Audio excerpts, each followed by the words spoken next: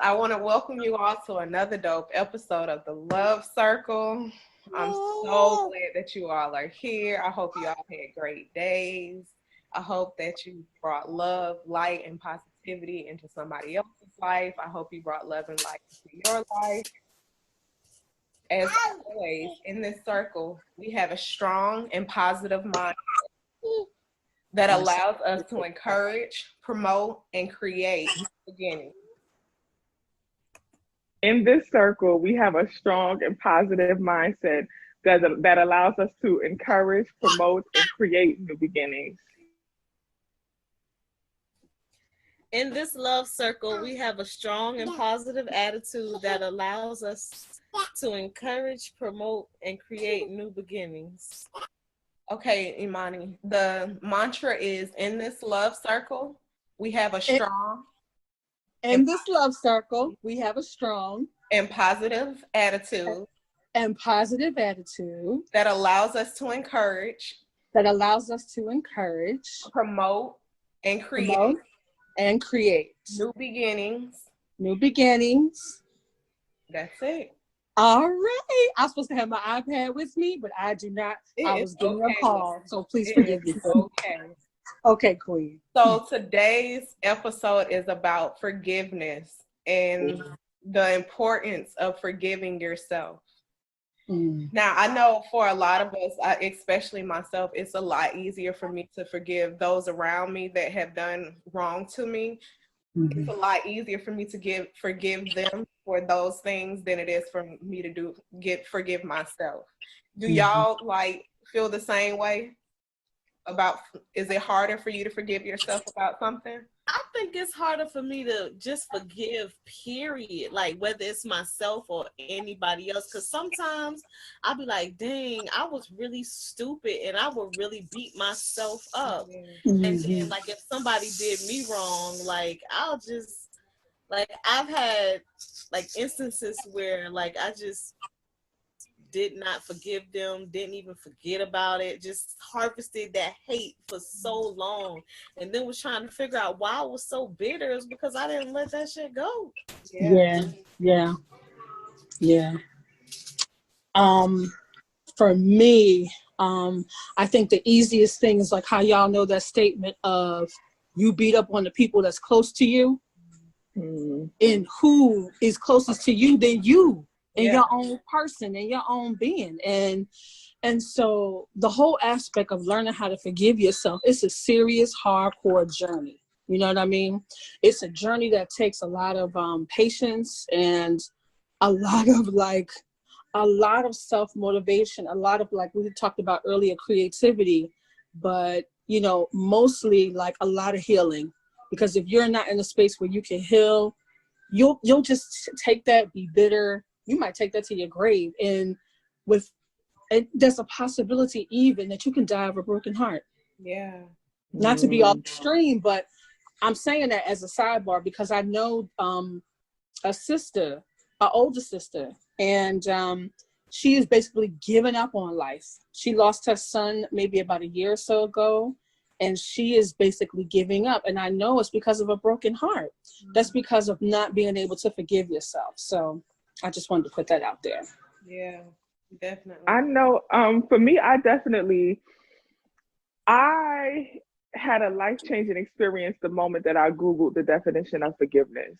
You know, for years, I thought to forgive meant to forget. I thought that to forgive meant to allow people and myself to do the same thing again and just give passes. That's what I thought forgiveness was. But then when I Googled the definition of forgiveness, and it was the art of releasing anger and resentment, you know, that was really a life-changing experience, because a lot of things that I was angry with myself for, a lot of decisions that I made that I was holding anger and resentment for myself, once I was able to release that for myself, I was truly able to forgive. And the thing that I had to recognize is that I can forgive without making room for you to repeat the same mistake. And I held myself to that expectation. I can forgive myself. I can release anger and resentment towards myself without allowing myself to repeat the same mistakes again. And I give that same energy to other people as well. I can release anger and resentment towards you. I can wish you well, but still not give room for you to repeat the same mistake again and hurt me or harm me again. So understanding that true forgiveness is the release of anger and resentment towards self and towards others, that was a very healing experience for me. So also to tie into forgiveness, because I know a lot of my issues stem from me being a perfectionist. So I had to go back and forgive myself for the moment where I wasn't perfect. So do you think that perfectionism is toxic? Oh, wow.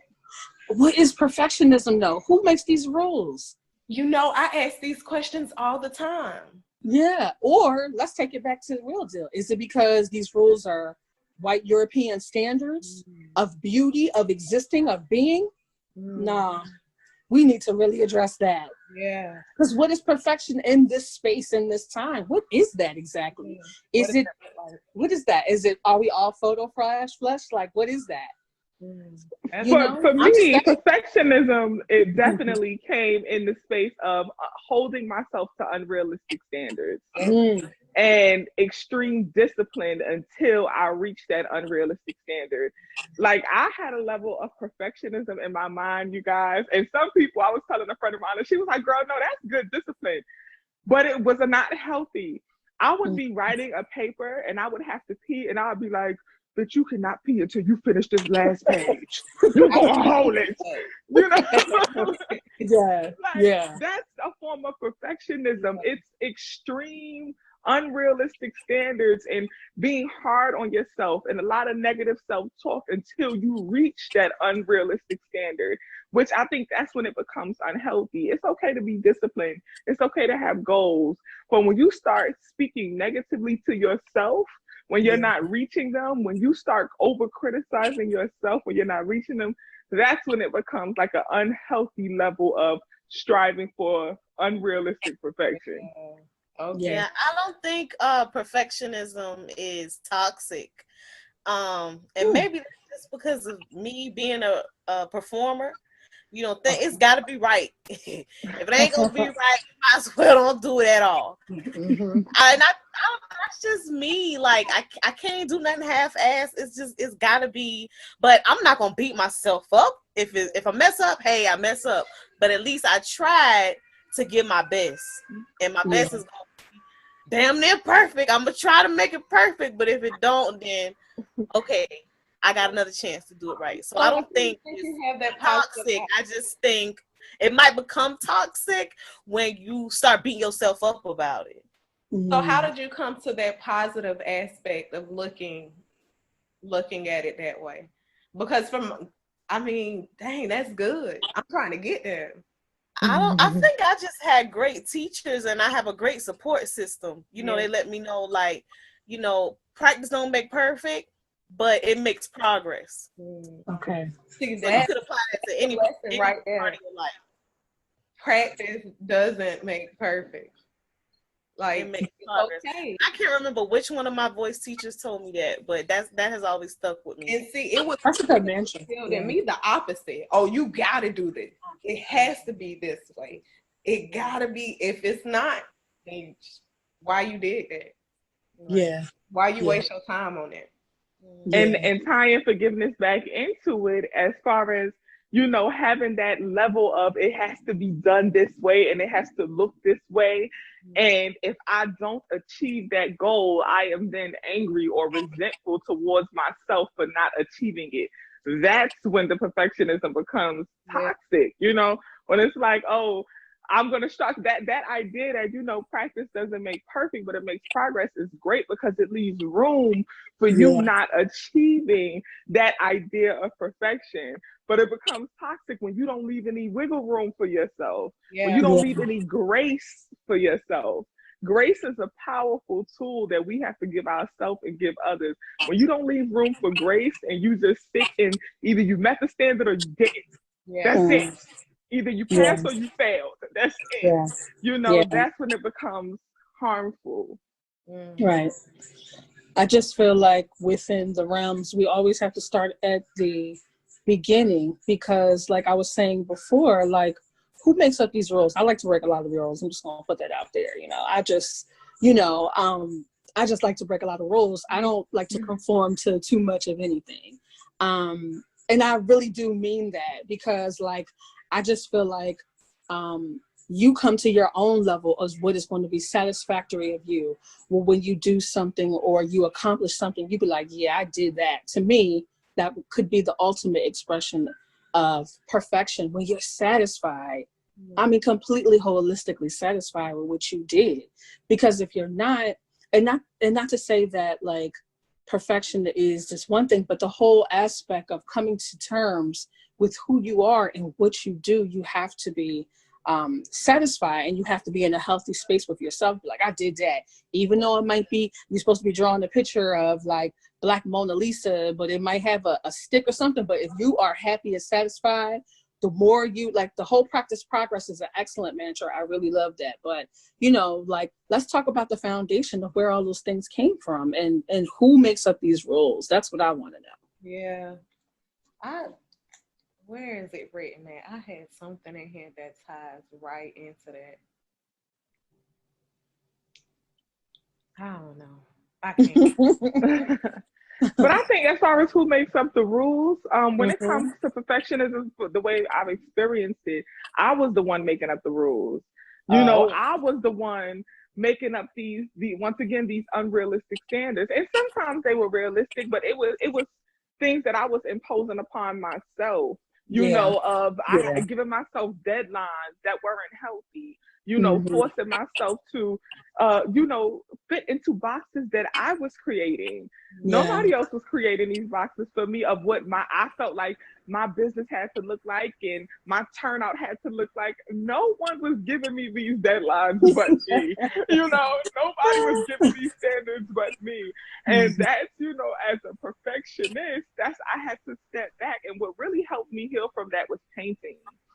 Painting really helped me heal from that, because as a painter, it just gave me the freedom to go with the flow. Yeah. And whatever happens, and it's still considered art. I really had to change my mindset on that. Like, you can have a vision of what it's going to look like, but sometimes one eye may be a little more lazy than the other, but it's still beautiful art. Shout out to Basquiat. Absolutely. For real. So I didn't write it down, the question that I wanted to say, but it was basically tying into the whole being able to forgive yourself and understanding that the journey isn't going to be easy, and finding things, being able to identify those things that you need to forgive yourself for. How do you identify those things? I guess it goes back to those triggers that we was talking about.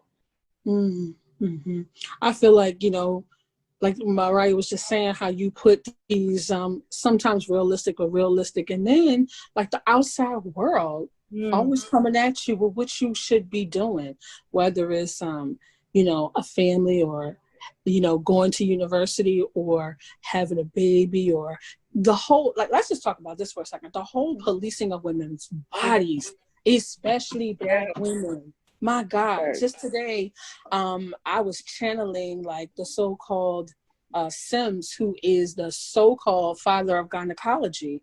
And the woman, her name is Anaka, who he did 30 experiments on, to get his perfection. And he wasn't even a doctor. And we think about these things transgenerationally, all the pressures of the outside world puts on us to be this particular being.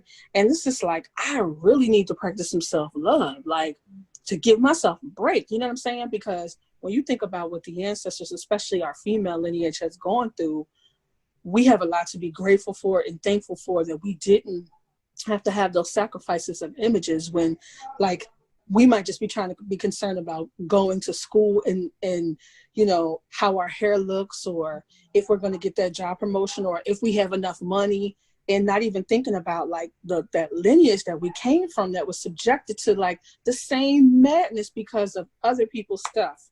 Yeah. So it has to be some type of self-positive analyzation that we do to really help us kind of move in these spaces where we're not just like setting these unrealistic bars. You know what I mean? And Mariah, painting is very therapeutic. I want to say that. So part of the reason why I started the Love Circle is because I realized like I'm a very loving and giving person. But lately I've been realizing like I've become more secluded because I don't really want to be around people, because I know what people want. People only want to come around to use it. So then I started feeling angry and bitter, and I was like, no, that's not who you are. Like, you're about loving people. You're about being out in the open and talking to people. Like, be who you are. It's okay that this is what happened to you. These are the people that you encountered before. Yeah, you might encounter these people again eventually, but now you have the tools to work around those situations. You need people, instead of secluding yourself, you need a circle of people, like-minded individuals that want to have worked on themselves and are working on themselves and want to build the community. You need to create a circle for that, a safe space for those people. Absolutely. I was getting so angry. And I've never been the type of person to just hold on to stuff like that. But lately, it's just like stuff bothers me to the core. And it's hard for me to let it go. And I'm like, okay, we got to dead this. But I think that answers your question that you had previously, which is, you know, how do you identify when you need to forgive yourself? I think when you recognize that you are angry and that you are resentful, you know, when you recognize that you're starting to channel anger more than you usually do, when you recognize that, you know, you are having that negative self-talk with yourself, you know, when you recognize that, that's a sign that some forgiveness needs to occur. Some anger and some resentment needs to be released. And I think that's when we have to do the work to analyze, what is it that I'm holding on to? And oftentimes, that's what it is. Oftentimes what it is we've been hurt. And we get angry with ourselves because it's like, damn, how did I allow myself to be hurt? How did I allow myself to be put in a position to be taken advantage of, to be used? How did I get here? And we hold resentment toward ourselves because we may have not made a right decision, or you may have done the right thing, but they did wrong. And you like, wait, why is my vibe assessor off? How did I even allow this person in my life?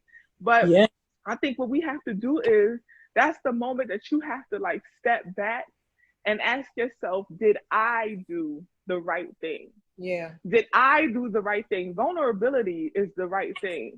Loving people is the right thing. Even if they do wrong, you did right. You did right. You know, and as Black women, we end up putting up walls, and we put up these hard brick walls because we've been done wrong by other people. And we hurt ourselves in return, when actuality, we've done right. So something I've been focusing on is not allowing the actions of others to shift the nature of who I am. You know, not allowing the actions of others to shift what I know is the right thing to do. Vulnerability is right. Love is right. Coming open-hearted and open-minded and sharing your energy and sharing your love, that's the right thing to do. Even if people don't know how to handle it, that's their karma. I'm not going to do what you do if I don't want to manifest how you manifest. I don't want that energy that you got. I don't want to treat people the way you treat people, so I'm not going to show up the way you show up. So instead of being angry with myself for doing the right thing, what I'm going to do is I'm going to pat myself on the back and say, sis, you know what? You ended up hurt, but guess what? Good job being emotionally available. Good job being vulnerable. Good job for showing up for that person. You did the right thing. You know, did you do right? But also at the same time is knowing when to exit stage left, okay? Because we always show up for people. always emotionally available, always stay longer than we need to. When the curtain call, look at me using these theater references. Like when the curtain call should have been closed, you know you should have left that nigga. You know it should have been left him. You know he wasn't still there. Exactly. You still there. And so hopefully the lesson is that you realize that you chose yourself. Yeah. You chose salvation. You know, I just think about like Bell Hooks' book Salvation, where she wrote about how we deal with love, especially in the art of like, you know, our different Black movements that we've had, and how a lot of our leaders have not talked about love, like, you know, just plain love and what that is and what that looks like. And the whole aspect of self-love, knowing when enough is enough. Yeah. You know what I'm saying? Like, seriously. I then had learned feel like that anger or whatever it is, that like that emotion that you can't figure out what in the world is wrong with you. Just think of yourself as being an onion, and you just pulling them layers back, trying to get to it. You're gonna find it. Mm-hmm. Yes, absolutely. Yeah. so Come on today with the metaphors and the analogies. always coming through. You know? But no, So- that's really money. Oh, go ahead. Sister. No, you can go ahead, Moray. No, I was just gonna say that's real. Like knowing when to exit stage left. You know what I'm saying? Like knowing when you can forgive and you can release anger, you can release resentment, but I still don't have to make room for you to do it again. Yeah. Shout out to the Shade Room. The Shade Room, okay, you know, Black CNN. The Shade Room posted an inspirational quote the other day, and they said, I can forgive you and still not grant you access to me. Absolutely. And that was a powerful statement, because I can forgive you and I can release anger, release resentment, and know that I've done the right thing. But I ain't got to fuck with you no more. Right. You know, and it's okay. I wish you well, and I love you. Maki Dada from a distance. Okay. Peace. Exactly. Peace. That's right. My thing is now, I don't know how to find that happy medium. Like I'm too giving, and then I'm a complete bitch. Like When's I don't your birthday? Ma'am, When's your birthday? June 14th. Oh, you Gemini, you. Okay. There's no happy medium. Either you gonna get nice me or you gonna get listen. Shut it down me. My little Gemini. But I think that's what Imani was saying when it comes to like choose self. You gotta choose you. That's the medium is you. Like that middle ground, that happy medium is you. When you choose yourself and you recognize that, you know what, I can't pour from an empty cup. You know what, I gotta give to myself before I can give to anyone else.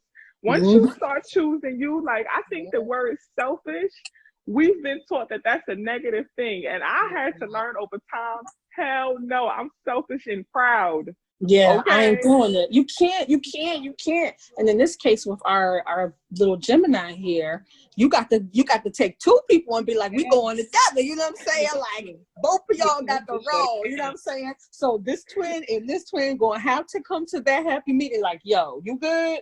You good? I think it's time to go. Exactly. Yes, absolutely. So I want to close with this quote.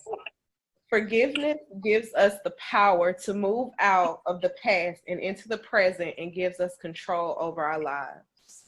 Do y'all have any closing thoughts that y'all want to share?